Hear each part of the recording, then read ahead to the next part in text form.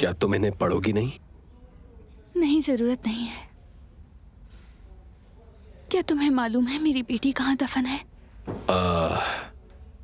अफसोस के साथ नहीं।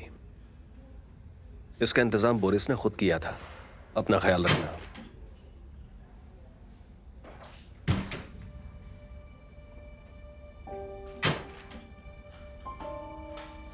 क्या किसी चीज की जरूरत है आपको? हाँ, मेरे कपड़े ला दे, मैं यहाँ से जा रही हूँ।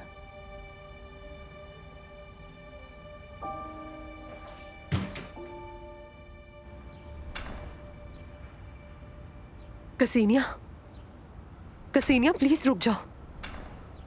कसीनिया मेरी बात तो सुनो एक दफा। मैं अब किसी की मकरूज नहीं, खास तौर पर गद्दार दोस्तों की। ऐसा मत कहो, किसी ने भी तुम्हें धोखा नहीं दिया है।